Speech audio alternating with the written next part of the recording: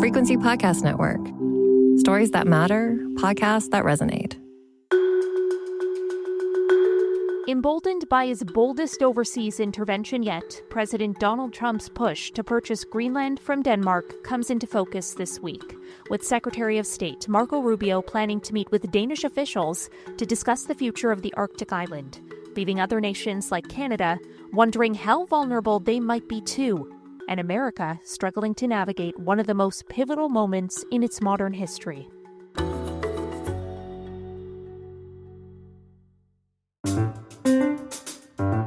I'm Caryn Ceolin, and today on The Big Story, I'm speaking with journalist and author Stephen Maher about what this all means for a changing world order, and more specifically, this country. Stephen, it's such a pleasure to be speaking with you. Thanks so much for taking the time. It's my pleasure to be with you. As you consider the events of merely the last week, what's going through your mind when we think of all the things Donald Trump said and did really in 6 days? It felt really like a defining moment for his second term. Yeah, I would say alarm is what's going through my mind. And I don't think I'm alone. If you look at the reaction from politicians and professors and journalists who've been watching this, this is sort of feeling that this may be the end of the post-war order that has, to some extent, kept the peace around the world ever since the end of the Second World War. Trump is challenging that in a way that it has not been challenged since the establishment of the United Nations. He's turning his back on the idea of national sovereignty, and he's not even talking about democracy or values. He's just talking about grabbing oil from Venezuela. So there's a sort of disquieting quality to all of this, as though suddenly we're back in an earlier era when strongmen could just seize what they want. And as you've alluded to, there seems to be just so little pushback to what he's doing, not on the congressional side, not within his Republican Party, certainly not within international law or treaties. I mean, he made clear in a recent interview himself with the New York Times that I think he said his own morality would provide the only limits on his authorities. So why is that? Like, why are we letting him get away with it? Well, it's not clear that Congress is going to let him get away with it. There are a handful of dissident Republicans who are, speaking out against this. They're not doing so vociferously, right? I think that the most important thing to understand about the way that Trump has distorted the American system, which relies on Congress for checks and balances, is that they are all terrified of being primaried by him, that he is so popular with his base that they are afraid they will lose their jobs, that he will have them kicked out of the party and they'll be replaced by loyalists, as has happened in many cases. So the thing to watch, in a way, what I've been watching for years, is as he becomes less popular, if he becomes less popular, will these congressmen and senators in the GOP find their voice again? And we seem to be getting closer to that point, but it hasn't happened yet.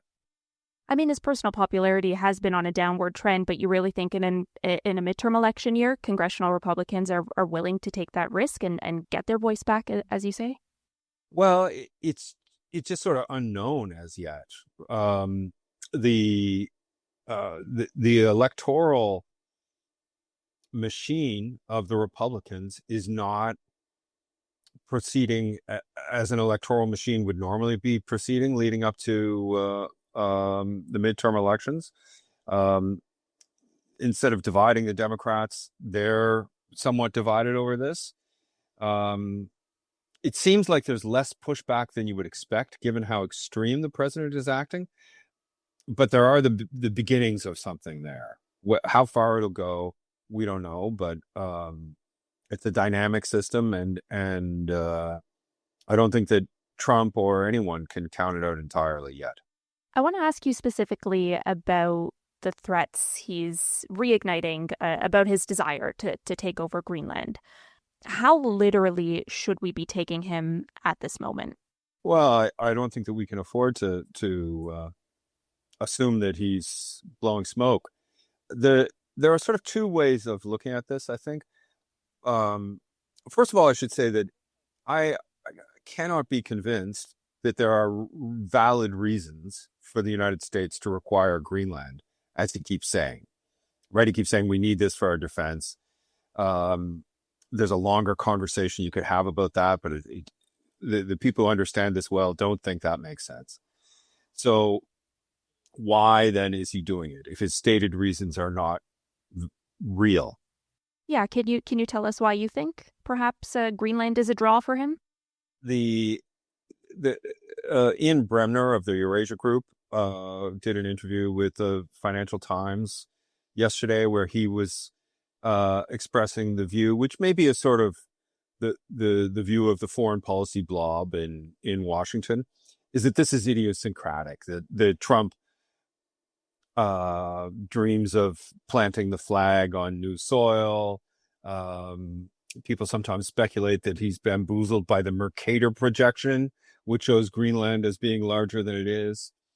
There's a second view, though, that he's trying to blow up the NATO alliance.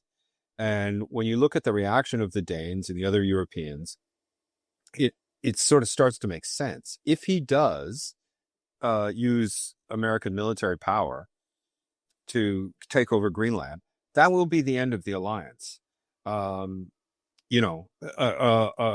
good number of Danes gave up their lives in Afghanistan at the behest of the United States, right?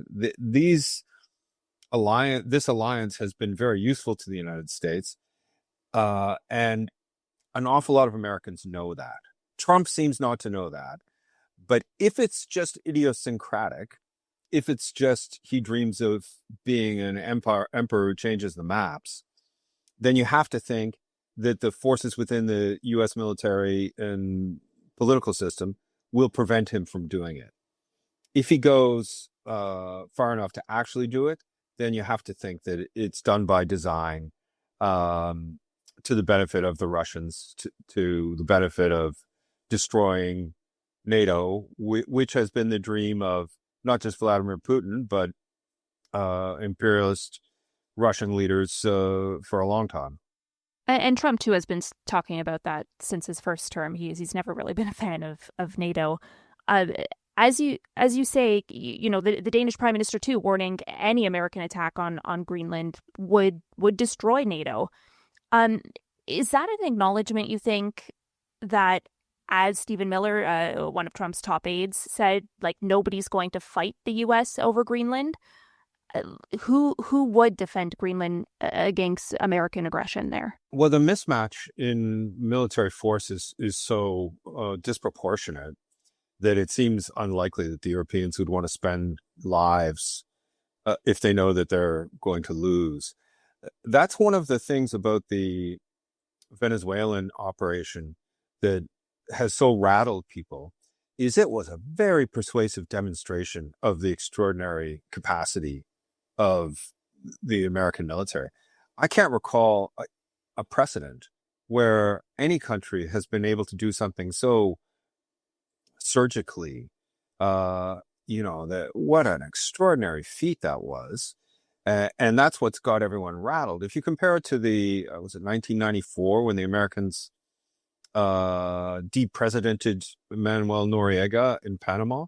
That took weeks, right? It involved him holding up at an embassy. So we have this sort of overwhelming fact of American military dominance that is disturbing and noteworthy.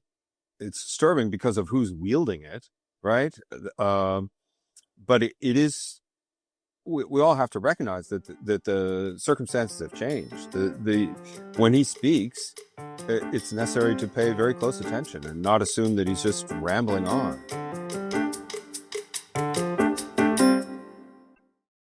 Given the context you've just laid out for us, where Venezuela is concerned, Trump perhaps emboldened by that, his White House and even comments from Vice President Vance last week, going as far as to say that the U.S. military could be utilized. Would it appear then that the U.S. is then just convinced it can ultimately rely on force to get what Donald Trump wants? If they do it, that will be the lesson. But I am, it's not clear that they will. Look, there's pushback invisible to us that takes place within the U.S. military. I think it's about a month ago now, the general in charge of the Southern Command announced his early retirement. This is a career military officer. So, and he announced his early retirement before the boat strikes began. I suspect that he had a talk with a personal lawyer who told him you would be exposed potentially to war crime charges if you stay in that job and do what they say. So the international rule of law is greatly weakened at the moment, but it still sort of exists there. And people will be thinking this guy may not be in power forever. So you have to think that a lot of senior people in the U.S. military, if Donald Trump says, right, we're invading Greenland, I don't think they just salute and carry on. There's great uncertainty about that, even if he proceeds, even if he decides to proceed.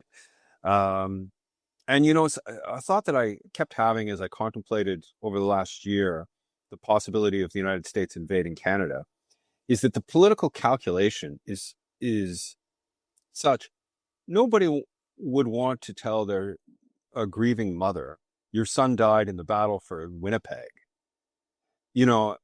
Like the idea of doing boots on the ground missions in Greenland, in Canada, in Colombia is very different from this kind of snatch and grab operation. There's an old saying in the Air Force, pilots don't have mothers, right? The politics is different when you're talking about soldiers on the ground. And Trump always seemed to know that. So it's possible that all of this is braggadocio, that it's him preening and enjoying the attention of the world on him. It's impossible to know. We could see he was serious about Venezuela because he sent billions of dollars worth of military hardware down there. We have not seen that with Greenland. We have not seen that with Canada. He's such a liar that it seems best to watch what he does rather than listen too closely to what he says. So when we think then about the implications of his annexation ambitions on Canada, a country, as you say, he's coveted as a 51st state, the sense is U.S. Special Forces are probably not going to parachute into Ottawa anytime soon. But do you think it's either prompted or should prompt perhaps war game planners to consider a whole bunch of different scenarios that could potentially include military action in the future? Yes, well, we have a big problem. I think that we should be doing more to prepare for that possibility, to try to look like a porcupine rather than like a kitten, which is how we look now. You can make a pretty good... Can I ask you why that is? Why we look like a kitten? Yeah, pardon the interruption. No, well, we have greatly neglected our defense over the years, which was the will of the Canadian people. The revealed preference of the Canadian people was not to spend money on the military. So you could blame Justin Trudeau, you can blame Stephen Harper, you can blame Jean Chrétien. But going back a long time, Canadians have voted for more spending on health, education, social programs rather than the military. You can make a pretty good argument that Justin Trudeau, in particular, didn't pick up the hint after Putin invaded Crimea, that we should have started to rearm at that point. But for whatever the case, we are underarmed. And that makes us vulnerable. a lot of people think that we should be emulating Finland. I should say that there's another problem, just not just that we're underarmed, is that our military is very closely integrated with the American military, and the culture of the Canadian military is very closely oriented to the American military. They see us kind of big brothers, right? And I've spoken to defense experts who think that it may be necessary for there to be a sort of a culture realignment driven by cabinet against the wishes of the professional military, who may find it hard to separate themselves from the Americans. But it's one of those things. It's very hard to know. If you look at history as a precedent, Teddy Roosevelt kind of threatened Canada. This is in the earliest part of the 20th century, but he didn't act on it. It really seems to me like it would be against the interests of the Americans. It would be very difficult to convince Americans, who, after all, know us, that they need to invade this country, not unless things have changed in dramatic ways, right? That the precedent for sending gunboats to threaten Latin American countries, there are many more precedents of that. The precedents of attacking, and I think that there's a racial element to this. These are racist people. They think of Canada as a kind of white civilized country, and they don't think that way about Venezuela. At least on paper, and we've spoke about earlier why this may not be the case, but Trump's stated reason for wanting to take over Greenland is to deter U.S. adversaries in that region. Do you think that would, at the very least, raise the specter of perhaps the U.S. wanting to patrol the Canadian Arctic for those same reasons? Well, yeah, it's somewhat nerve-wracking. One of the capacities that we do have in the Canadian military is icebreaking. So we have icebreakers. We're building more. I tend to think that all of this talk about Greenland and the Northwest Passage is somewhat exaggerated. Yesterday, I looked up the number of ships that passed through the Northwest Passage last year, and it was 13. Some busy days in the port of Shanghai, there are 100 ships depart that port. So what does that tell you? The scale, people are often saying, well, the ice is melting and, this is going to open up resources and shipping channels. It's going to do so quite slowly, right? This is, and this idea that the Arctic is vulnerable to incursions from Russia and China and the Americans. I read something that a former chief of defense staff of Canada said once, is that in the event of a foreign adversary invading the Arctic, the first capability we would have to draw on is our search and rescue technology or capability. It is vast and freezing and extremely hostile. So I think that some of the geopolitical risk players who start talking about what's going to happen in the Arctic in the near term do not understand and haven't really confronted that reality. It's vast and empty, and it's very difficult to spend any time there at all. So, the idea that Greenland is some kind of crucial gate, it does have a strategic possibility, but the Danes have told the Americans they can open more bases there if they want. So it feels like it's all kind of fantasy power play. Like it's not grounded in real geopolitical reality. If we look like a kitten, though, as you say, where defense is concerned, how do we convince the Americans that we can patrol our portion of the Arctic without their intervention? Well, it means continuing with the kind of investments. There's some really, in particular, ice breaking. Also, submarines we're lucky that we still have the submarine capability in Canada, that we came close to losing it. And that's not the kind of thing you build up. Like some of these things are not just a matter of money. It's a matter of capability and culture and experience. Look, I'm a Nova Scotian. I always think that the Navy should have more resources, but setting that bias aside, it seems like we really do need submarines, which are the most important defensive naval weapon. The size of our Navy is kind of embarrassing, compared to the Americans.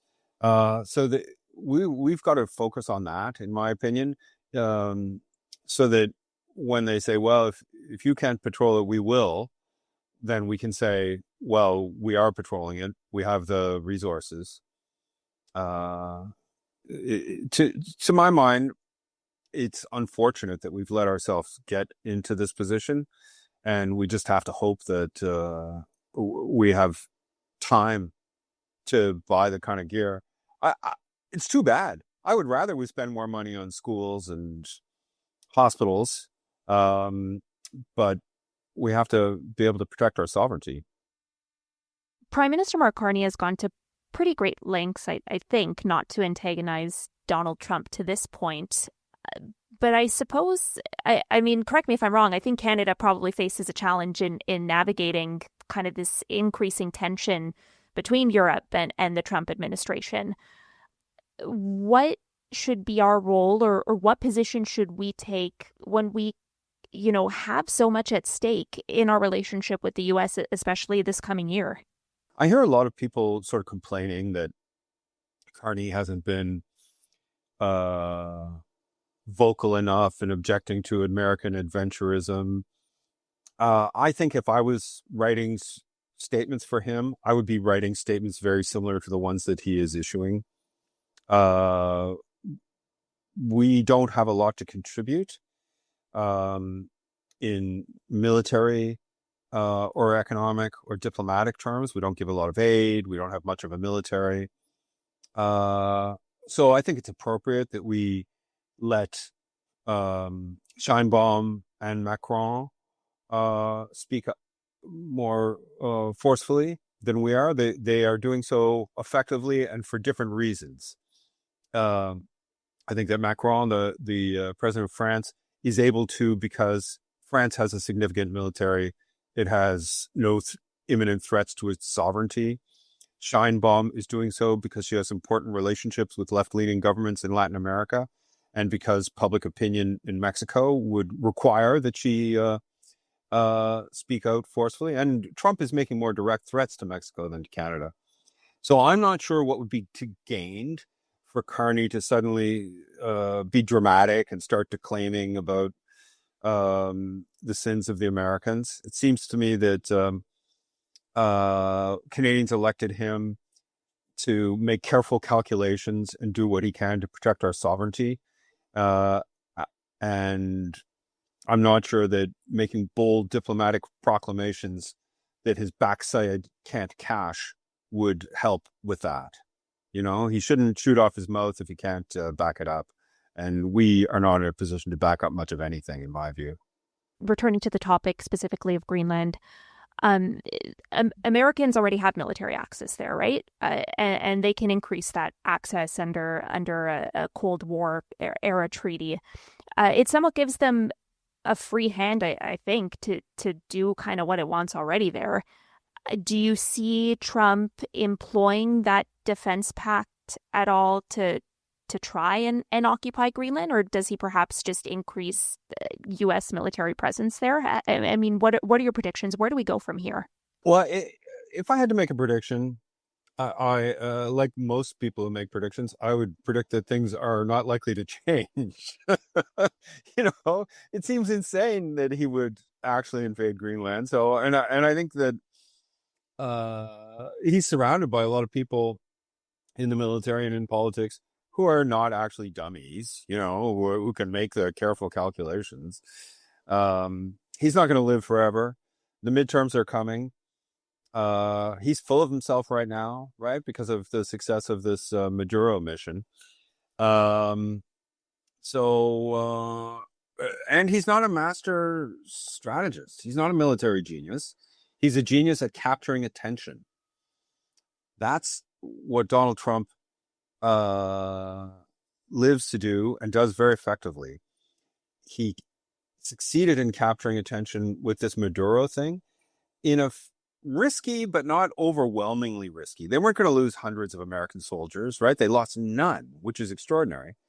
But taking Greenland, invading Cuba, invading Colombia, anything that involves boots on the ground, I think he is taking much bigger risks. And so I'm going to put my money on none of the above and hope that I'm right. Stephen Maher, a pleasure to speak with you today. Thanks so much for breaking this all down for us. My pleasure. And that was The Big Story. We'd love to hear your thoughts on this conversation. You can send us an email at hello@thebigstorypodcast.ca. Reach us on Instagram too, @frequencypods, or on Blue Sky @The Big Story. If you know someone who might enjoy this episode, be sure to send it to them. You can listen to The Big Story every day on the Seeker app or wherever you get your podcasts. Thanks so much for listening. I'm Caryn Ceolin.